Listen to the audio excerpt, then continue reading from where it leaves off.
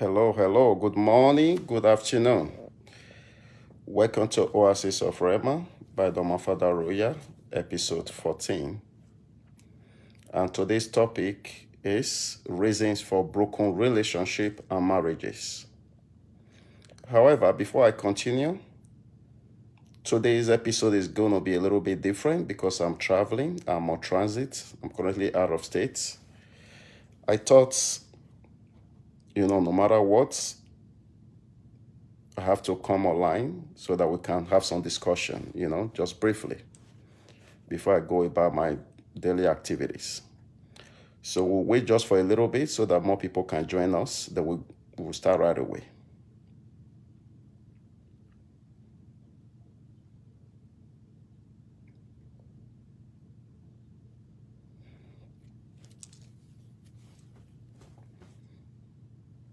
Anyway, without wasting too much time, so people can always watch the live, even if they are not right here. Like I said, today's episode is episode 14, and the topic of today is reasons for broken relationship and marriages.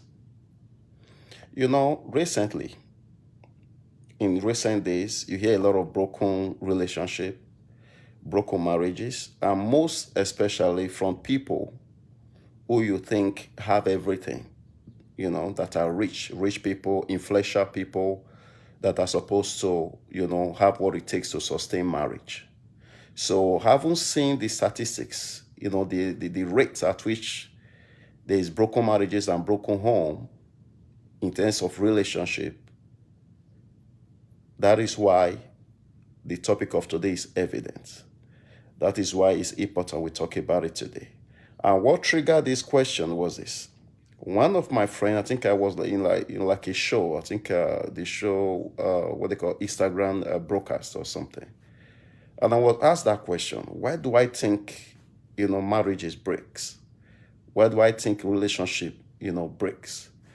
Yeah, because when you flash back in the olden days, mostly we that came from, Africa, marriage relationship was highly respected.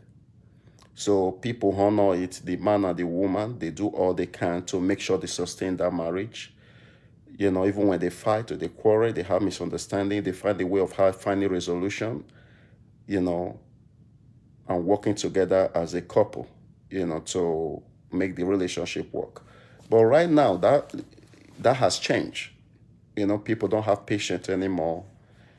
People don't tolerate as much, as it should be. Then we got me thinking, where is this problem coming from? And it will be good to kind of take it back to the scripture, to the foundation. And because God created man and woman, from when you read from the book of Genesis, chapter 2, verse 18 through 24. That was where God talks about, man and woman, how God created Adam, and he didn't want Adam to be lowly. That was when he put Adam into a deep sleep and took a rib to create a woman. That means technically, woman is from the man, the man's rib, which is from the man. Every other things were created, according to when you just read from Genesis chapter 1. Everything was created. Heaven and earth was created. The plant, the animals, the sea, the land, everything was created. And when all those creatures were created, then God created Adam. He created Adam before, putting Adam to deep sleep to create and take a rib to create Eve.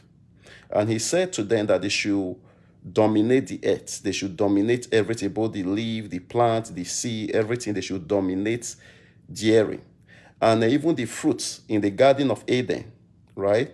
He asked them to, eat every, whatever fruits, as much fruit as they can. They can eat as much fruit, but except one, which is the fruits,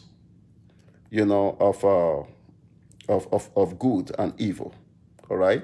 They tag it as the forbidden fruits. That was the only thing God asked of Adam.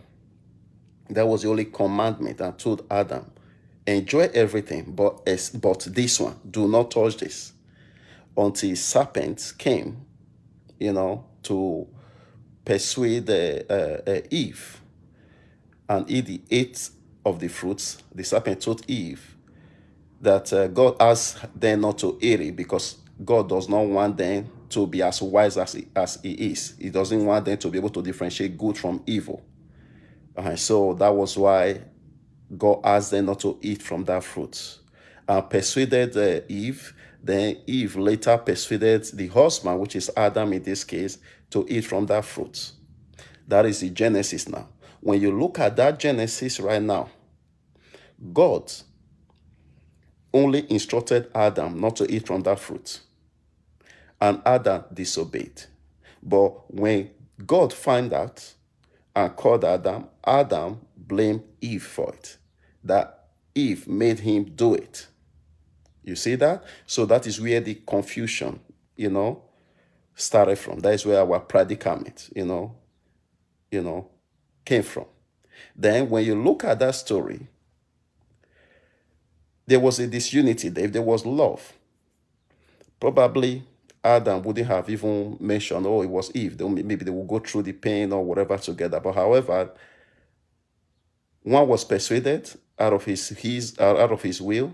Then the other one also tell on the other one, which is the wife now, which is the Eve, that Eve made me do this. Eve made me eat those fruits. Okay, then that is where the confusion comes from now. That means those individuals which now gave rise to me and you, which is man and woman, they will have to fight through that to not have a meeting point of an understanding to be able to coexist as one. All right, then moving a little bit forward now. And in the book of Ephesians, I think in the book of Ephesians chapter 5, verse 31, he said, for this reason, a man will leave his father and mother, all right, to be united with his wife, and they will become one flesh. So that means a time will come, a man will have to leave his father and the mother to go unite with his wife, and they will not become one, which is one flesh. And then now, when they come together as one flesh, that means if one does something to the other one, indirectly is doing something to himself, or vice versa. Okay. Then, if that is the case, that means we have to love is the number one thing that will make relationship work. And most people that go into a relationship today, they go into that relationship for the wrong reasons, either for fame or for money, without considering the relationship of that marriage. Marriage is a compound, or marriage is a word, but it's not the word or the pronouncement that makes a marriage. What makes a marriage is the relationship within that marriage. So people, they will undermine the red flag. The things their partner, their future partner, or their potential partner possesses that they know that they cannot be able to live with or deal with, they will ignore it because of the money, because of Mercedes, because of Range Rover. They will go ahead and marry anyway. So some of them marry for inheritance. Some of them marry out of pressure because, oh, you are getting old. Your mates have gotten married, whatever. What are you still doing at home? They will go ahead and just go and get married. Some of them will, we try to bear it because what will people say? But they will live in pain. They will be in a very toxic relationship. So when you really look at it, my people, that is not fair to humanity. It's not fair to woman. It's not fair to man. Most of the time, they blame the woman. Oh, woman is not good. It's not wife material, whatever. At the end of the day, it takes two to tango. Only one person cannot make relationship work. Two individuals that want to be in a matrimonial relationship, they have to make a deliberate decision that they will have to work together to make that relationship work. And for a relationship to work, you have to practice what they call relational relativism, in the sense that do not use your standard to judge your partner. Because when you use your standard to judge your partner, you are going to be wrong. That relationship is not going to work. Why? Because both of you have different background, different upbringing, different, what they call exposure. And when you really come to look at it, most people, when they get into a relationship, which is why relationship breaks or marriages breaks, they are not really ready. So before you go into a relationship, you have to actually ask yourself, are you really ready? Being ready has to be physically and mentally ready. Okay, when I say physically and mentally ready, because you are trying to go invite someone into your life, into your private space. So are you ready to be able to make those adjustments, those changes? And even most people, the way they were brought up is transmitted to their relationship. Mostly the men. Can give an instance maybe in the Africa culture. When you look at the way most people were brought up, it's like torture, kind of abuse. And so then people will not try to live, past those experiences and all of that which is what you can call PTSD, which is post-traumatic, like post-traumatic stress, So you can't give what you don't have. Someone who have never gotten love cannot give love. Someone who have never gotten joy or happiness cannot give happiness. So with that understanding, before you venture into a marriage, you have to make sure you are mentally and physically ready. Mentally ready could be maybe going through therapy, going through counseling, structured counseling session that will prepare you for the journey ahead, that will prepare you for the extra obligation that you have to take, either as a husband or as a wife or as a mother or as a father to a child. Because as you grow, things changes. And also, the socio-cultural norm make you feel that there is a certain time you have to get married, and if you don't get married at that time, that you are ashamed to the family. There is also this socio-cultural norm that make you feel that when you are single is wrong. You cannot be single at a certain age. That is not true. Okay? I don't believe that. I don't subscribe to that. You can be happily single rather than to be in a toxic relationship that will ruin your life, that will make you less of yourself, that will put you in a situation whereby that you have a low self-esteem. It's better to be happy and be single. And being married and not married does not determine how successful you can be. It does not determine your level of success. I have seen great women that are not married, but they are very, very successful. They are great, influential, they are very successful, they are happy with their life. But if marriage or being in a relationship or having someone to call you to as a husband or to call you a mother or something, you can pray, to go in the direction to find someone that you'll be compatible with and get married to. And now, the foundation of every marriage, you have to build it on God, because the scripture says, it said, trust not on your understanding. He said, in all your ways, acknowledge God, and he will direct your paths. So when you bring it before God, the foundation of your relationship is, if it's built on God, there is no way it will not work out. You understand? So now, another aspect I want to also talk about. I have seen a lot of people, when they have problems with marriage or relationship, they involve third party. They put it to the social media. That is a bad behavior. That is a wrong move. Social media is fictional. It's not real. Social media cannot solve the problem of your relationship. Then once you put it into social media, you have invite all the distraction, even the devil itself to come and mess up your home or spoil your relationship. Because a lot of people, what they put on social media is not what they go through. Real life is not as perfect as it is on the social media. So do not involve social media, publicize every of your family issues or relationship on the social media. That is one. And they don't even care about you. Most people there, they chase, they don't really care about you. So at the end of the day, It's all about you or how you fix your home.